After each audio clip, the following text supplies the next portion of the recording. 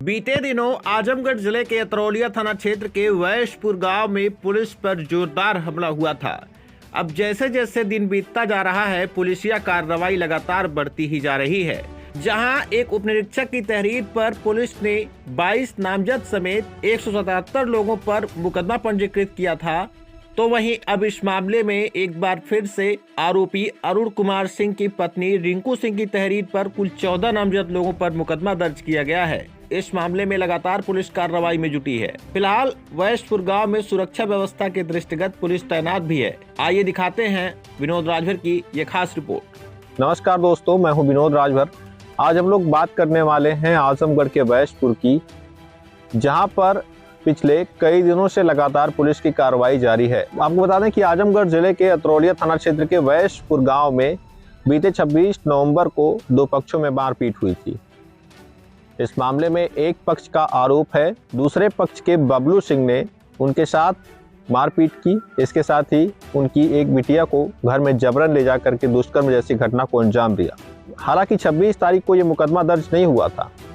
उस दिन जो मुकदमा मारपीट का नॉर्मली दर्ज हुआ था, जिसके बाद पुलिस मेडिकल वगैरह करवाई और दूसरे पक्ष के जो बबलू सिंह हैं उनके तरफ से भी तहरीर दी गई, उस पर भी पुलिस ने मुकदमा दर्ज किया।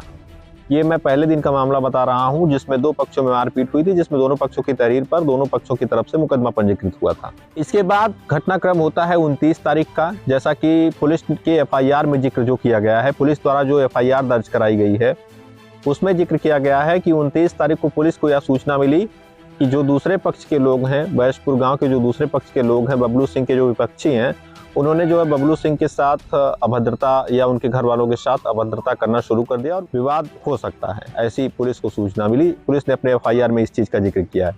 तो पुलिस मौके पर वहाँ पहुंची, जिसके बाद ग्रामीणों ने पुलिस के ऊपर हमला बोल दिया। तो आखिर ये नौबत आई क्यों? सबसे पहले हम इसी पर बात कर लेते हैं कि यह नौबत आई क्यों, कि आखिर पुलिस के ऊपर ग्रामीणों को हमला करना पड़ा। सबसे पहले जो है, जैसा कि ग्रामीणों का आरोप है, ये मैं नहीं कह रहा हूँ बल्कि ये ग्रामीणों का आरोप है कि पुलिस जो है सही से अगर कार्रवाई करती तो शायद यहाँ तक की स्थिति नहीं रहती।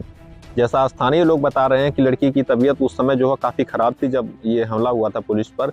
हालांकि पुलिस पर जो हमला हुआ था उसे कहीं किसी भी तरीके से सही नहीं ठहराया जा सकता, पूरी तरीके से वह गलत है। और पुलिस जो हमारे लिए ही काम करती है, हमारी सुरक्षा में ही पुलिस रहती है, लेकिन पुलिस पर जो है इस तरह का हमला करना बेहद ही निंदनीय है। मैं वैशपुर के गाँव के लोगों की गलती मानता हूँ कि उन्होंने पुलिस पर जो है इस तरह का हमला किया। उनको सोचना चाहिए कि पुलिस हमेशा हमारी सुरक्षा के लिए ही रहती है। कहीं ना कहीं पुलिस पर हमला करके उन्होंने बहुत ही गलत किया है और इसका अंजाम भी उनके लिए जो है अच्छा नहीं होगा। फिलहाल हम लोग इस पर जाते हैं कि आखिर पुलिस पर उन्होंने हमला क्यों किया। जो है मैं आपको बता दूं, जो इस तरह की घटना है, सबसे पहले लोग जो है, जैसा कि स्थानीय लोग बता रहे हैं और पुलिस ने बाद में धारा 376 की मामले में बढ़ोतरी भी की है। तो कुल मिलाकर के मैं बात कर लूँ, पहले पुलिस ने मारपीट का मामला दर्ज किया।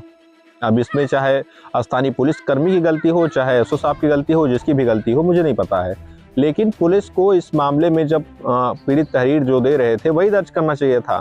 जो भी हो, पुलिस जानती है और वे पीड़ित जानते हैं जिन्होंने इसका फेस किया।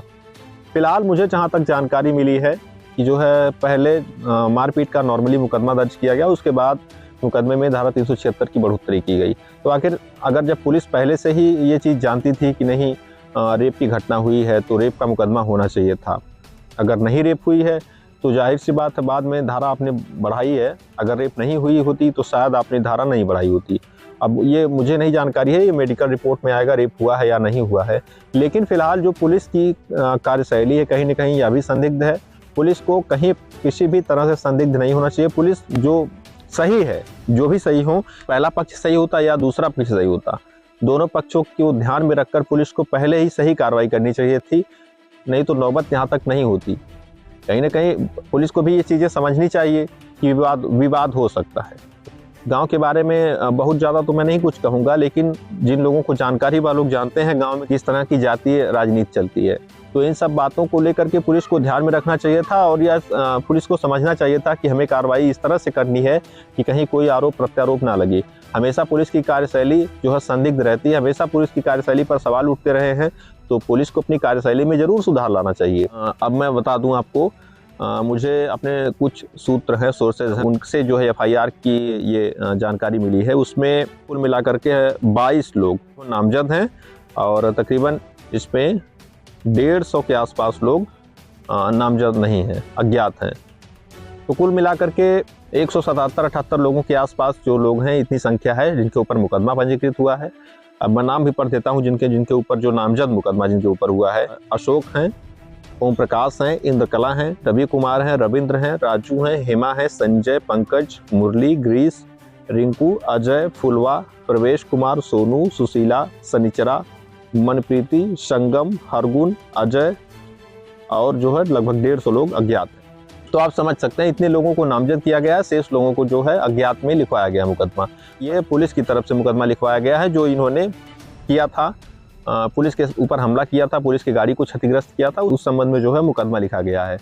बिल्कुल सही बात है, मुकदमा होना भी चाहिए। अगर पुलिस के साथ ऐसी घटना होती है तो कहीं ना कहीं मुकदमा अगर नहीं होगा तो लोगों का कानून के प्रति भय नहीं रह जाएगा। मुकदमा होना ही चाहिए, क्योंकि जो है पुलिस के ऊपर हमला हुआ है, क्योंकि पुलिस हम लोगों की सुरक्षा में रहती है। जब पुलिस अपनी ही सुरक्षा नहीं कर पाएगी तो हम लोगों की सुरक्षा कहाँ से करेगी। तो ऐसे जो है अराजक तत्व हैं उनके ऊपर जो है कार्रवाई होनी चाहिए। दूसरी चीज़, पुलिस को भी ये चीज़ समझना चाहिए कि हम जो है सही करें, कहीं भी हमसे गलती ना हो, कहीं पर भी कोई गलती की गुंजाइश ना रहे। लड़की को ले जा करके तकरीबन 2 घंटे तक अपने घर में बंद करके रखा गया। उसके साथ क्या किया गया क्या नहीं किया गया या तो मुझे नहीं पता, या तो लड़की जानेगी और उसके घर वाले जानेंगे। लेकिन कम से कम इन लोगों को यह बात समझनी चाहिए, पुलिस वालों को, कि एक लड़की को 2 घंटे तक घर में बंद करके रखा जाना ही बहुत बड़ी बात है। ऐसा लोग बता रहे हैं कि पुलिस खुद गई मौके पर गांव में और पुलिस खुद जो है उस लड़की को बाहर निकाल करके लाई। जो आरोपी हैं उनके घर से, आरोपी बबलू सिंह समेत अन्य लोग हैं, उनके घर से पुलिस जो है लेकर के बाहर आई।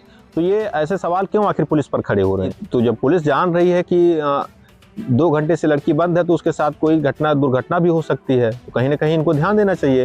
लेकिन उन्होंने, पुलिस वालों ने पहले इस पर ध्यान नहीं दिया और अपनी मनमर्जी जो है किए। फिलहाल जो है इतने लोगों पर मुकदमा पंजीकृत हुआ है और इसके बाद वो तो चलिए वो रही अलग की बात।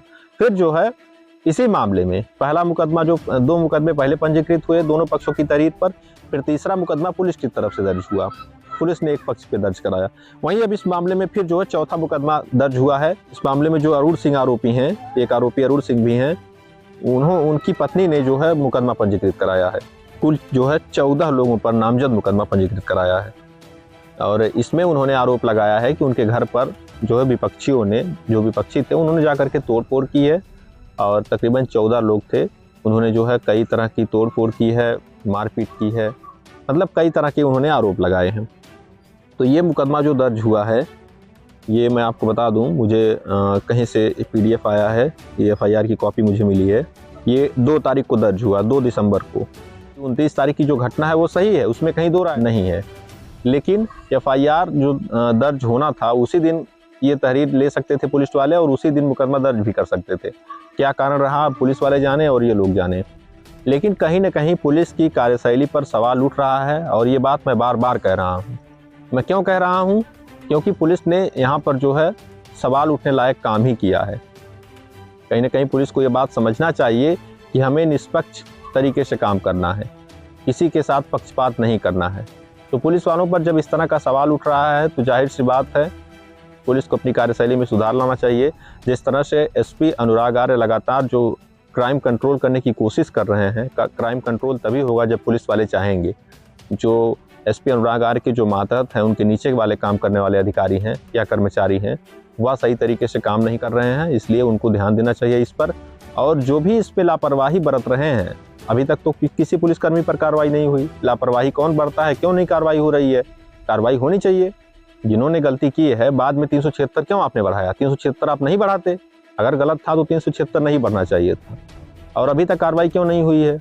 सवाल तो कई खड़े होंगे, इसका जवाब भी देना पड़ेगा। आखिर पुलिस पहले 376 दर्ज कर सकती थी। पुलिस के पास जो है जब ये तहरीर दे रहे थे या जो इन्होंने बताया होगा तो उसके आधार पर पुलिस मुकदमा दर्ज कर सकती थी। ये नौबत क्यों आई? विवाद क्यों हुआ? विवाद की जड़ में जाना तो जरूरी है ना। तो कुल मिलाकर के पुलिस की कार्यशैली पर ही सवाल उठ रहे हैं। पुलिस की संदिग्ध भूमिका है इस मामले में। हालांकि अब पुलिस विभाग कैसे इसको डील करता है या तो देखने वाली बात होगी। लेकिन फिलहाल जो पुलिस पर हमला हुआ है यह भी कहीं ना कहीं जो है एक चुनौती भरा काम है। पुलिस पर हमला नहीं होना चाहिए। पुलिस के खिलाफ या पुलिस पर जिन लोगों ने हमला किया है उनके खिलाफ सख्त कार्रवाई होनी चाहिए। आज की खबर में फिलहाल के लिए इतना ही। मैं एक बार प्रदेश सरकार से यह चाहूँगा कि जो भी इस मामले में जांच की जाए, जो भी दोषी पुलिसकर्मी हो उन पर भी कार्रवाई हो। कहीं ना कहीं पुलिसकर्मियों का भी दोष है। तो आज के लिए इतना ही। जल्द ही हम किसी नए खबर के साथ आपके सामने पेश होंगे। तब तक के लिए दीजिए इजाज़त। धन्यवाद।